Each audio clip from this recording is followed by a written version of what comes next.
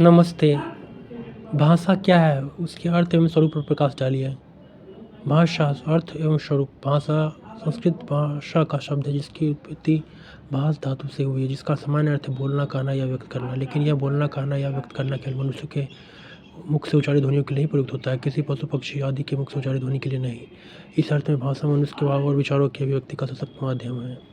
हालांकि मनुष्य के पास अपने विचारों और भावों को प्रकट करने के अनेक साधन हैं। रेलवे में हरी झंडी या हरी बत्ती दिखाकर गाड़ी चलाने का संकेत दिया जाता है। कंडक्टर बस को रोकने या चलाने के लिए अलग अलग तरह की सीटी बजाता है। स्काउट अथवा गाइड अपनी बात कहने के लिए कई तरह के संकेतों का प्रयोग करते हैं। यह सब सांकेतिक भाषा है। सही मायनों में इन संकेतों, इशारों और चिन्हों को भाषा नहीं कहा जा सकता।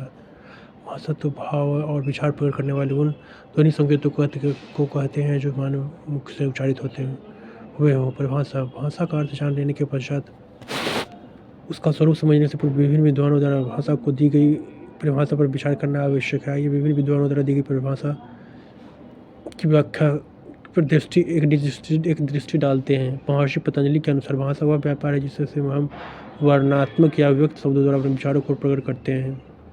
ब्रिटेनिका विश्वकोश के अनुसार भाषा ध्वनि प्रतीकों या संकेतों की एक ऐसी मान्य व्यवस्था है जिनके द्वारा समाज के लोग आपस में विचार विनिमय करते हैं। ऑटो जसपर्सन के अनुसार भाषा ऐसी मानवीय प्रवृत्तियों का समूह है जिसका उद्देश्य भाषा और विचारों की अभिव्यक्ति तथा दूसरे तक प्रसार है। उपयुक्त परिभाषाओं के आधार पर हम भाषा का स्वरूप निश्चित करते हुए कह सकते हैं कि भाषा मानव जीवन का एक ऐसा अभिन्न अंग है जिसके बिना हम संसार में किसी व्यवहार की कल्पना भी नहीं कर सकते। भाषा ऐसी अमूल विधि है जिसके वरदान से मनुष्य सभ्यता और संस्कृति की सीढ़ियों पर चढ़ता है, आज अनेक प्रकार की उन्नति करने में समर्थ हुआ है। मैक्सवेल ने ठीक ही लिखा है कि भाषा यदि प्रकृति की देन है तो निस्संदेह प्रकृति की अंतिम और सर्वश्रेष्ठ रचना है जिसे प्रकृति ने केवल मनुष्य के लिए सुरक्षित रखा था। वस्तुतः भाषा एक मानवीय कलाकृति। भाषा के कारण ही मनुष्य पर भाषा के आविष्कार के लिए उसका पहले से ही मनुष्य होना आवश्यक है। बोल्ड। वैज्ञानिकों के अनुसार मनुष्य की शारीरिक और मानसिक रचना इस प्रकार की है कि वह विभिन्न प्रकार की ध्वनि उत्पन्न करने में समर्थ है। उसकी वाग इंद्रियां अन्य प्राणियों से भिन्न है। इस कारण वह बाह्य वातावरण और परिस्थितियों की उत्तेजना से विभिन्न वस्तुओं के लिए प्रतीकात्मक शब्दों को उत्पन्न कर सकता है। इस प्रकार धीरे धीरे भाषा की उत्पत्ति और विकास होता चला गया। भाषा के इसी प्रदान के कारण मनुष्य सामाजिक रचना कर सका। इसी कारण वह सामाजिक सहयोग में समर्थ हुआ और सभ्यता और संस्कृति का विकास हुआ। ज्ञान अर्जुन का आधार होने के कारण भाषा शिक्षा के समस्त क्रियाकलापों का आधार है।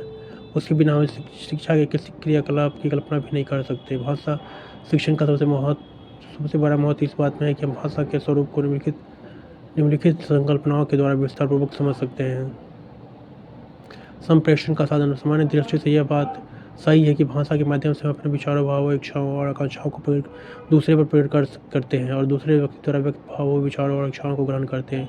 इस प्रकार वक्ता और श्रोता के बीच परस्पर संप्रेषण के माध्यम से तथा क्रिया प्रतिक्रिया के माध्यम से मानव व्यवहार चलते रहते हैं। इस कारण सुनना और बोलना भाषा के मूल कौशल है जो संप्रेषण के मूलभूत साधन है। संप्रेषण के साधन के रूप में भाषा के दूसरे कौशल पढ़ना और लिखना जो विधिवत शिक्षा के माध्यम से ही विकसित होते हैं। सामाजिक प्रक्रिया का आधार मनुष्य एक सामाजिक प्राणी है। वह अपने समस्त सामाजिक कार्यों के लिए भाषा पर ही निर्भर होता है। सामाजिक रचना एवं समाज में विचार विनिमय की आवश्यकता को ने ही भाषा को जन्म दिया है। भाषा का उपयोग सामाजिक स्तर पर बहुत ही महत्वपूर्ण है। क्या भाषा के बिना कोई मानव समाज की कल्पना कर सकता है? एक व्यक्ति दूसरे व्यक्ति के साथ संबंध भाषा द्वारा ही संभव है। एक व्यक्ति का दूसरे व्यक्ति के साथ संबंध भाषा के द्वारा ही संभव होता है। स्पष्ट वार्तालाप, शिष्टाचार, काव्य प्रदर्शन। अब स्पष्ट वार्तालाप, शिष्टाचार, प्रदर्शन, काव्य, शास्त्र, विनोद, विचार विमर्श आदि सभी के लिए भाषा की आवश्यकता होती है। प्रभावी सामाजिक क्रियाकलाप के माध्यम से ही संभव है। हमें शिक्षार्थियों की भाषा जितनी प्रभावी, सुसंस्कृत, शिष्ट और मंजी हुई होगी वह अपने सामाजिक जीवन में उतनी ही सफलता प्राप्त कर सकेंगे। चिंतन का माध्यम। भाषा विचारों का मूल स्रोत है। विचारों के बिना भाषा का कोई अस्तित्व नहीं है। भाषा के बिना विचारों की उत्पत्ति व अभिव्यक्ति संभव नहीं है। भाषा के बिना चिंतन हो ही नहीं सकता। स्वप्न भी हम भाषा के माध्यम से ही सोचते हैं। पाणिनीय शिक्षा में बड़े सुंदर ढंग से स्पष्ट किया गया है कि बुद्धि के साथ आत्मा वस्तुओं को देखकर बोलने की इच्छा से मन को प्रेरित करती है। मन शारीरिक शक्ति पर दबाव डालता है, जिससे वायु में प्रेरणा उत्पन्न होती है। वायु फेफड़ों में चलती हुई कोमल ध्वनियाँ उत्पन्न करती है, फिर बाहर की ओर जाकर और मुख के ऊपरी भाग से अवरुद्ध होकर वह मुख में पहुँचती है और फिर ध्वनियों को उत्पन्न करती है। अतः वाणी की उत्पत्ति के लिए चेतना, बुद्धि, मन और शारीरिक अवयव से चारों अंग आवश्यक है। जिस प्राणी में इन चारों में से किसी एक या एकाधिक अभाव है, वो भाषा विहीन प्राणी है। संस्कृति का आधार, क्योंकि भाषा में परंपरा से प्राप्त होती है, इसलिए हमें अपनी संस्कृति से जितना अनुराग होता है उतना ही अनुराग अपनी भाषा से होता है। भाषा और संस्कृति का बहुत गहरा संबंध है। समाज के क्रियाकलापों से ही संस्कृति का निर्माण होता है। किसी स्थान के नागरिक कैसा आचरण करते हैं, उनका रहन सहन कैसा है, उनका जीवन के प्रति दृष्टिकोण कैसा है, ये सब भाषा पर अपना प्रभाव डालते हैं, क्योंकि मनुष्य के समस्त सांस्कृतिक क्रियाकलापों का आधार भाषा ही है। लियोनार्ड ब्लूमफील्ड ने भाषा के सांस्कृतिक महत्व को स्पष्ट करते हुए कहा है, किसी भी मानव समुदाय को परखने के लिए हमें उसकी भाषा समझना आवश्यक है। यदि हम किसी समुदाय के जीवन पद्धति और उसके ऐतिहासिक उद्भव का गहराई से अध्ययन करना चाहते हैं, तो हम उसकी भाषा का व्यवस्थित विवरण प्राप्त करना चाहिए। मानव जाति के संबंध में कुछ भी जानने के लिए विभिन्न समुदायों की भाषाओं का ज्ञान अवश्य अपेक्षित है। मनुष्य के संबंध में जो थोड़ा बहुत ज्ञान हमें प्राप्त हुआ है, वह भाषाओं के अध्ययन का ही परिणाम है। साहित्य का आधार, किसी भाषा का साहित्य उस समुदाय के जनजीवन का चित्रण करता है। उस भाषा को बोलने वालों को जीवन की यथार्थ परिस्थिति से परिचित कराता है। साहित्य में हमें अपने सामाजिक और राष्ट्रीय जीवन का परिचय मिलता है। साहित्य में हमें सामाजिक और राष्ट्रीय जीवन का परिचय मिलता है। साहित्य के अध्ययन से हमारे वर्तमान जीवन का संबंध अपने अतीत के साथ जुड़ जाता है। साहित्य हमारे मन में उन्नत और उदार विचारों को जन्म देता है और उससे हम अपने मानवीय जीवन को उन्नत बनाने की प्रेरणा ग्रहण करते हैं।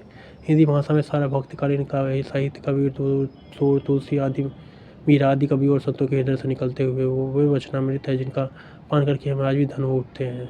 अतः भाषा का साहित्यिक रूप हमारे बौद्धिक और भावनात्मक विकास में सहायक होता है और साहित्य की अनमोल संपत्ति भाषा के माध्यम से ही हम तक पहुँच पाती है। श्रेष्ठ साहित्य समृद्ध और उन्नत भाषा की पहचान है। भाषा अर्थ एवं स्वरूप, भाषा अर्थ एवं स्वरूप, भाषा संस्कृत शब्द भाषा का शब्द है, जिसकी उत्पत्ति भाष धातु से, जिसका अर्थ सामान्य अर्थ बोलना, कहना या व्यक्त करना है। महर्षि पतंजलि के अनुसार भाषा वह व्यवहार है जिससे हम वर्णनात्मक या व्यक्त शब्दों द्वारा अपने विचारों को प्रकट करते हैं। ब्रिटेनिया विश्वकोश के अनुसार भाषा ध्वनि प्रतीकों या संकेतों की ऐसी मान्य व्यवस्था है जिसके द्वारा समाज के लोग आपस में विचार विनिमय करते हैं। ऑटो जसपर्सन के अनुसार भाषा ऐसी मानवीय वृत्तियों का समूह है जिसका उद्देश्य भाषा और विचारों के अभिव्यक्ति तथा दूसरे तक प्रसार है। मैक्स मुलर के अनुसार भाषा यदि प्रकृति की देन है तो निसंदेह यानी प्रकृति की अंतिम एवं सर्वश्रेष्ठ रचना जिसे प्रकृति ने केवल मनुष्य के लिए सुरक्षित रखा था। वस्तु तो भाषा एक मानवीय कलाकृति है। भाषा के कारण ही मनुष्य पर भाषा के आविष्कार के लिए उसका पहले से वही मनुष्य होना आवश्यक है। हमबोल्ट। संप्रेषण का साधन, सामान्य दृष्टि से यह बात सही है। भाषा के माध्यम से हम अपने विचारों, भावों, इच्छाओं और आकांक्षाओं को दूसरे पर प्रकट कर सकते हैं और दूसरे का द्वारा व्यक्त भावों, विचारों, इच्छाओं को ग्रहण कर सकते हैं।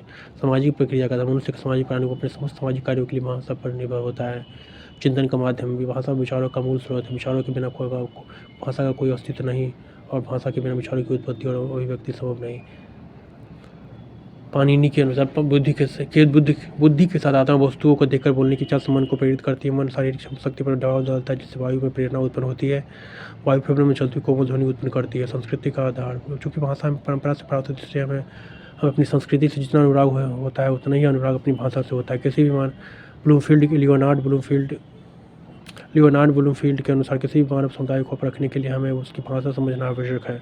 यदि हम किसी समुदाय के जीवन पद्धति, उसके ऐतिहासिक उद्भव का गहराई से अध्ययन करना चाहते हैं, तो हमें उसकी भाषा का व्यवस्थित विवरण प्राप्त करना चाहिए। मानव जाति के संबंध में कुछ भी जानने के लिए विभिन्न समुदायों की भाषा का ज्ञान अवश्य अपेक्षित है। मनुष्य के संबंध में जो थोड़ा बहुत ज्ञान हमें प्राप्त हुआ है, भाषाओं के अध्ययन का ही परिणाम है। साहित्य के आधार, किसी भाषा का साहित्य उस समुदाय के जनजीवन का चित्रण करता है और उस भाषा के बोलने वालों को जीवन की यथार्थ स्थिति से परिचित कराता है। भाषा का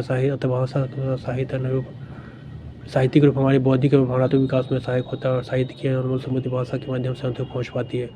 श्रेष्ठ साहित्य समृद्ध और उन्नत भाषा की पहचान है। Thank you.